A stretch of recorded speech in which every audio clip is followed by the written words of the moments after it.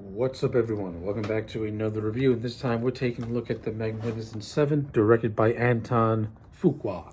The Magnificent Seven tells a story about how this desperate town of Rose Creek enlists the help of seven strangers in order to fight off an evil industrialist who's coming to take over their town. All right. That's the overall story of Magnificent Seven. Let's briefly just go over this movie. Overall, as a whole, I like The Magnificent Seven. I thought this is a really good Western that came out in the time where we had movies like Django Unchained and The Hateful Eight. Like, this came at a time where the Westerns was having a little bit of revitalization phase. And one of the things that I enjoyed about this film is that I like how it's a throwback to those old school John Wayne, Clint Eastwood type of Westerns. You know, it has that look, it has that feel, it has a story that is very similar to those type of movies. Now, obviously, this is a remake of a 1960s movie of the same name. Though I've never seen the original Magnificent Seven, I can't review it nor compare it to it. So I'm just going to review this movie just on its own merits. I don't think The Magnificent Seven is this groundbreaking, must-see Western movie. But for what it is, it's damn sure entertaining. And it's backed by just a really good ensemble cast that includes Denzel Washington, Chris Pratt, Ethan Hawke, Vincent D'onofrio, and others. Right off the bat, the seven actors who play the seven, I thought played their roles extremely well. Denzel Washington as Sam Chisholm, who is pretty much the leader and bounty hunter, I thought did a really good job in this movie.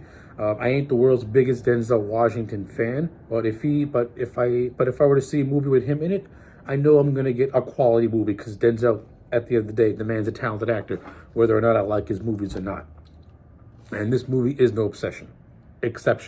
I thought Denzel was really good in this movie. I like him as the character of Sam Chisholm. I like that he has like this authoritarian to him, but he's also got a lighter side to him as well. And I thought Denzel did a great job just making him come across as just a likable guy who does have a very dark history. I enjoyed that stuff. I thought it was really well done.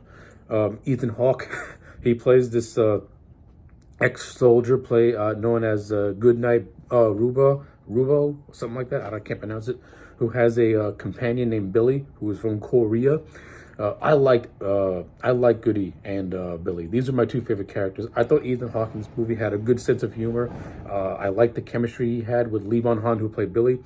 These two probably have my favorite introduction scene where they're doing like a fight pit, and Goody pretty much where they're like doing human human fight pits pretty much, and Goody is taking bets on everyone. It's a great introduction scene, and I just thought Ethan Hawke in general just put on a really fun performance in this movie just as a whole. I thought he was fun to watch. Vincent D'onofrio, he plays a mountain man type of character, and I liked him in this movie as well. I thought he was fine. He doesn't really put on the most memorable performance like he does with Kingpin in the Daredevil Marvel movies and shows, but in this movie, I thought D'onofrio, he fit the role of a mountain man. Like, he looks like a mountain man, like this big bear of a human being. So I liked him in this movie where he plays like a tracker pretty much. Well, I got no complaints with that. And then you have the two actors who played a Mexican and a Native American. And I thought these two actors played their roles well. Their characters really aren't all that memorable. I mean, there is this one cool thing with the Native American that this movie teased and hinted at, but I don't think it explored it even equally enough. And there's also another thing that Sam Chisholm has that this movie did not even come close to exploring equally enough as well. And I'll get to those two aspects when I get to my negatives momentarily. But the Mexican character and the Native American character, they were fine. They didn't really steal the screen or do anything memorable, but they were decent inclusions. And now we get to Faraday, played by Chris Pratt, who was this gambler and practical illusionist. And I liked the character of Faraday. I thought Faraday was hilarious. I liked the chemistry that he has with Denzel Washington. Actually, I think all seven have really very good on-screen chemistry with one another. And the best scenes of this movie is when the seven are just sitting down and just bantering and talking to one another, and we get to see a glimpse of their personalities, especially Faraday's personality, who is, cocky and somewhat arrogant, but he also has an honor to himself as well. And the whole thing of him being like a jokester and like an illusionist really comes into handy when you get to the third act of this movie, where he pretty much tricks, where he pulls a good trick at the cost of his life, but he pulls a good trick. Yeah, I thought Chris Pratt in this movie was actually was a lot of fun. So yeah, the 7 principal characters I thought for the most part were good. The supporting cast, includes actors like Peter Skarsgård, Matt Bomer, and Luke Grimes, and this female actress whose name escapes me, but it's actually her who recruits the 7. I thought the supporting actors were fine. Peter Skarsgård plays the villain Bartholomew Brogue. This is where my criticisms are gonna come in. So I'm gonna leave Skarsgård to the side just for now. I mean, his acting is fine. It's just I have a problem with the way his character was written. Well, yeah, the overall acting from the supporting cast was fine. I like how the female character and her male compatriot are the two who unite these 7 who are trying to as a way to help them save their little town from this evil man. So I like that stuff. I like how it's told from a human level. Overall direction and production of this movie, I think, looks really, really good. Antoine Fuqua's direction is really well done. I like it. He really captures the sense of a Western in this movie. The overall production value of this movie is fantastic. This is a beautiful looking movie. It's authentic. The cinematography looks beautiful. You get some really cool shots in this movie that I thought just looked really well, that I thought were really well done. Very good cinematography. Very good attention to detail in terms of the costumes and the wardrobes and the sets. Everything looks all realistic. So I got 0 complaints when it comes to the overall direction and production value of this movie. Phenomenal. But let's get to my flaws. And I got a lot of flaws. First off, this movie's pacing could be better handled. It does drag in a lot of areas. It does stall in some areas as well.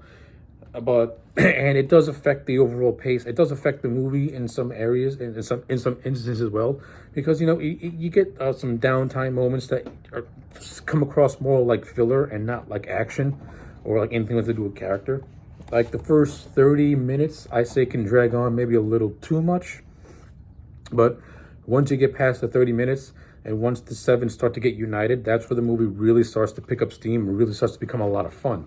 So, the pacing can be iffy at first, but once everything kicks into high gear and Denzel's character is introduced, the movie does become a lot of fun, and it does become very, very enjoyable, very, very quick. Now Peter Skarsgård's character as Bartholomew Brogue, the villain. The overall idea of the villain I thought is interesting. However, this guy has no presence throughout the movie. And that's just me, personally. He has scenes peppered all throughout, but we never really get to see Bartholomew Brogue. We only get to see, he comes across as this one-dimensional villain, and he has almost like no personality. And that is a shame, because this movie builds up this guy as being like this vicious, evil dude. I mean, you see it in the prologue, where he pretty much has a couple of townspeople killed. And we see some other scenes peppered all throughout, but I never got the sense of Brogue coming across as like this evil villain that must be stopped. And the movie teases that he has a history with the Sam Chisholm character, but we don't really get that full exploration until the last 5 minutes before Chisholm kills him. I think it would have been a whole lot more interesting if we would have known that Brogue and Chisholm have a history when we meet Chisholm's character, so that way we get the sense of a more personal vendetta for Chisholm wanting to take down Brogue, since it's revealed that Brogue's men killed his sisters and killed his mother. I mean, instead we find this out in the last 5 minutes before Chisholm kills Brogue, and I'm supposed to be like, oh, there's a history there. Wouldn't it have been much better if we would have known this ahead of time to give more oomph to Bartholomew Brogue's character?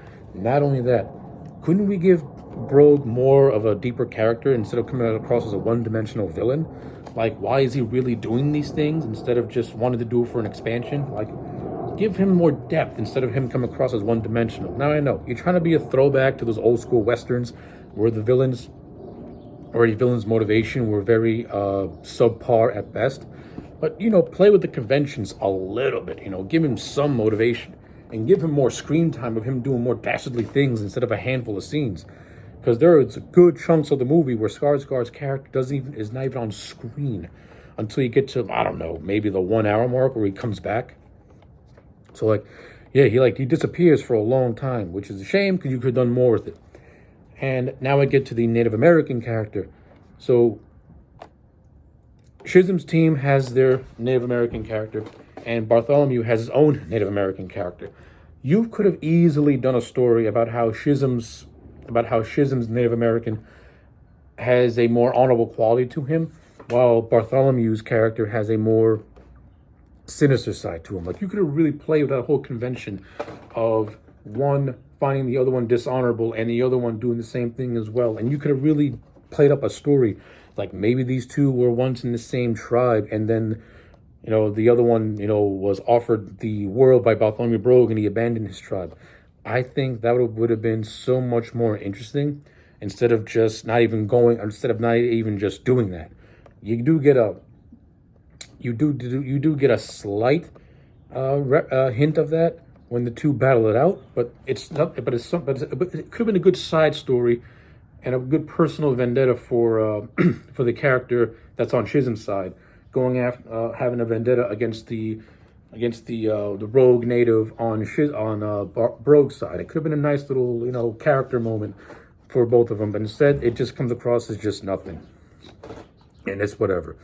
But with all that being said, the movie is saved by a very entertaining and very, very well done third act, in which 4 out of 7 perish, which was fine. Which, of course, you don't expect all 7 of them to survive a big gun battle. Some are not gonna make it. So I liked it, and the third act is very entertaining just by itself. So yeah. So with all that being said, I do recommend The Magnificent Seven because as a whole, this is a very good and very entertaining movie. It does have really good action. It does have very good acting, and it is very entertaining all throughout. So with all that being said, I'm going to give this movie a solid 8 out of 10. I recommend it. So yeah, those are my thoughts on The Magnificent Seven. Let me know yours in the comment sections down below. Like the video and subscribe, and I'll check you back next time for more.